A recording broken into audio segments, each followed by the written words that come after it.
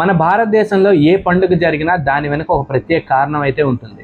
అయితే దేవుడు జన్మించడం వల్లైనా లేదా రాక్షసుల్ని హతమార్చడం వల్లైనా ఖచ్చితంగా పండుగ అనేది సెలబ్రేషన్ చేసుకుంటాం. కానీ ఈ పండుగ మాత్రం చాలా స్పెషల్. సృష్టి ఆవిర్భావం జరిగిన రోజుగా ఈ పండుగను జరుపుకుంటాం. అదే మన తెలుగు సంవత్సరాది ఉగాది. అయితే ఉగాది కోసం మన పురాణాల్లో ఏం వివరించారో ఈ వీడియోలో తెలుసుకుందాం. పూర్వకాలం కాలాన్ని 4 యుగాలుగా విభజించారు. కృత, త్రేత, ద్వాపర, కలియుగ. ఇవి 4 యుగాలు అన్నమాట.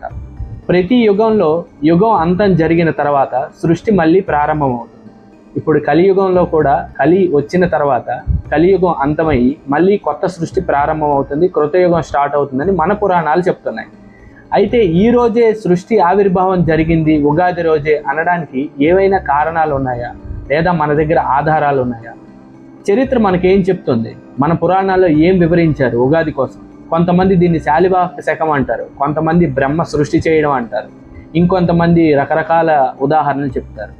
అయితే మన పురాణాలు మనకేం చెప్తున్నాయి? ఖచ్చితంగా ఈ వీడియోలో తెలుసుకుందాం. సో వీడియోని స్కిప్ చేయకుండా చూడండి. సృష్టి అంతమైన తర్వాత చుట్టూ చీకటి, నీరు తప్ప ఏమీ లేదు. అటువంటి సమయంలో విష్ణుమూర్తి నిద్రిస్తున్న సమయంలో విష్ణుమూర్తి నాభి నుంచి ఒక కమలం పుడుతుంది. ఆ కమలం నుంచే బ్రహ్మ ఉద్భవిస్తాడు. బ్రహ్మ బయటకు వచ్చి మొత్తం చూస్తున్న సమయంలో చీకటి, నీరు తప్ప ఏమీ కనిపించదు. అయితే బ్రహ్మకి ఇదంతా కొత్తగా కనిపిస్తుంది. అప్పుడు విష్ణుమూర్తిని అడుగుతాడు, స్వామి ఏంటి ఇదంతా అని. అప్పుడు విష్ణుమూర్తి బ్రహ్మకు చెప్తాడు, నువ్వు సృష్టి కార్యం మొదలు పెట్టాల్సిన టైము ఆసన్నమైంది, అందువల్ల నువ్వు సృష్టిని ప్రారంభించు అని బ్రహ్మకు ఆజ్ఞాపిస్తాడు. ఆ తర్వాతే బ్రహ్మ భూగోళాన్ని సృష్టించి దాని తర్వాత నక్షత్రాలు, గ్రహాలు, వీటన్నిటిని సౌరమండలాన్ని సృష్టించాడని చెప్పుకుంటారు. అయితే ఆ సృష్టి జరిగిన రోజు చైత్ర శుద్ధ పాడ్యమి అని మన పురాణాలు చెప్తున్నాయి. అందుకే మన తెలుగు సంవత్సరాదిని చైత్ర శుద్ధ పాడ్యమైనటువంటి ఉగాది రోజుగా సెలబ్రేషన్ చేసుకుంటాం. అలాగే పురాణాల్లో ఇంకో కథ కూడా ఉంది.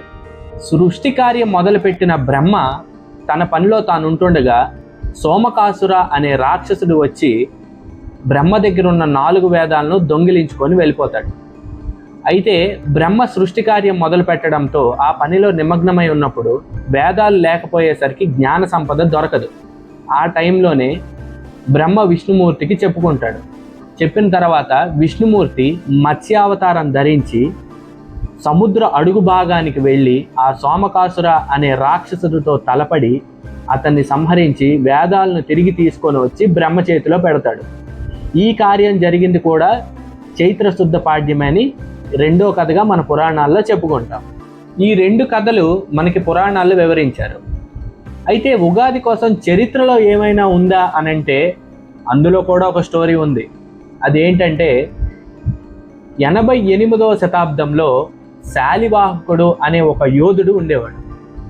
అయితే ప్రపంచం మొత్తం జయిస్తున్నటువంటి శకులు వారి మీదకి దండయాత్రకు వచ్చినప్పుడు ఈ శాలివాహక అనే యోధుడు ఎవరైతే ఉన్నారో అతడు సామ్రాజ్యం లేదు, అలాగే ప్రజల సాయం, ఎవరైతే తన గ్రామంలో ఉన్న ప్రజలు ఉంటారో వాళ్ళ సహాయం తీసుకొని వాళ్ళనే ఒక సైన్యంగా చేసుకొని ప్రపంచాన్నే గడగడలాడించిన శకులు ఎవరైతే ఉన్నారో వారిని ఓడించి ఆ గ్రామానికి, చుట్టుపక్కల గ్రామాలకి రాజుగా మారాడు.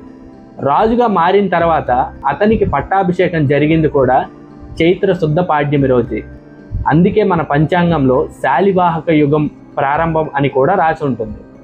అయితే చరిత్ర చెప్తుంది ఈ శాలివాహక శకం గురించి కూడా. సో ఇటువంటి ఆధారాలు పురాణాలు అలాగే మన చరిత్రలో కూడా మన ఉగాది కోసం చాలానే ఉన్నాయి. ఇదంతా ఒక ఎత్తు, కానీ మన తెలుగు సంవత్సరాది 60 సంవత్సరాల లెక్క ఉంది చూసారా, అది ఇంకో ఎత్తు. అది మన ఋషుల తెలివితేటలకు నిజంగా చాలా మెచ్చుకోవాల్సిందే. ఎందుకు అనంటే మన సౌరమండలంలో అన్నిటికన్నా పెద్ద గ్రహాలు 2 ఉన్నాయి. ఒకటి గురుడు, 2 శని. ఈ గురుడు సూర్యుడి చుట్టూ తిరగడానికి 12 సంవత్సరాలు పడుతుంది. అలాగే శని సూర్యుడి చుట్టూ తిరిగి రావడానికి 30 సంవత్సరాలు పడుతుంది. ఈ గురుడు, శని ఒక దగ్గర నుంచి స్టార్ట్ అయ్యి సూర్యుడి చుట్టూ తిరిగి మళ్ళీ అదే ప్లేస్కి రావడానికి ఖచ్చితంగా 60 సంవత్సరాలు అయితే పడుతుంది. అందువల్ల మన ఋషులు ఈ 60 సంవత్సరాలని ప్రభవతో స్టార్ట్ అయ్యి క్షయతో ఎండ్ అయ్యే విధంగా మన తెలుగు సంవత్సరాది క్యాలెండర్ని డిజైన్ చేశారు. నిజంగా అంత తెలివితేటలుంది మన భారతదేశంలో ఋషులకు మాత్రమే. ఉగాది వచ్చిందంటే చాలు పంచాంగ శ్రవణం అని అనేసి టీవీలో చాలా షోస్ జరుగుతాయి. అయితే ఒకప్పటి రోజుల్లోని ఎటువంటి టెలిస్కోపులు ఇలాంటి ఆధారాలు లేకపోయినా అరుగు మీద కూర్చొని గ్రహాల స్థితిగతులు చూసి ఏ కాలంలో వర్షాలు పడతాయి, ఏ కాలంలో పంటలు పండుతాయి అని డిజైన్ చేసిన ఋషులకి నిజంగా హ్యాట్స్ ఆఫ్ మనం చెప్పుకోవాల్సిందే.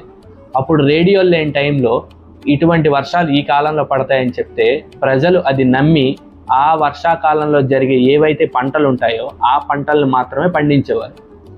అయితే ఈ పంచాంగ శ్రవణం అప్పటి నుంచే మొదలైందనమాట. ఏ వర్షాలు ఏ టైంకి పడతాయి, ఏ పంటలు పండుతాయి అని ఆ రోజుల్లోనే ఎటువంటి సైంటిఫిక్ యూజ్ లేని టైంలోనే మన ఋషులు మనకి అందించారు. అదే ఈ పంచాంగం. పంచాంగం అంటే అది సైన్స్ కాదు, సైన్స్కి మించి. ఉగాది పచ్చడి కూడా మనకు ఫిలాసఫీ చెప్తుంది.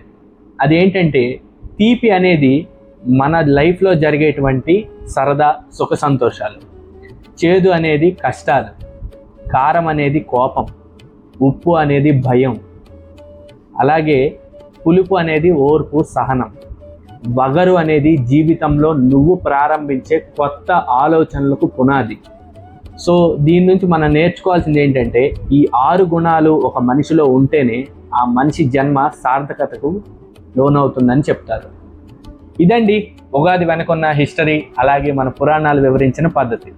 సో ఈ వీడియో మీకు నచ్చినట్టయితే లైక్ చేయండి. మరిన్ని ఇంట్రెస్టింగ్ వీడియోస్ కోసం మన వీకెండ్ డిలైట్ ఛానల్ని ఇప్పుడే సబ్స్క్రైబ్ చేసుకోండి. అందరికీ నూతన సంవత్సర శుభాకాంక్షలు, అలాగే ఉగాది శుభాకాంక్షలు.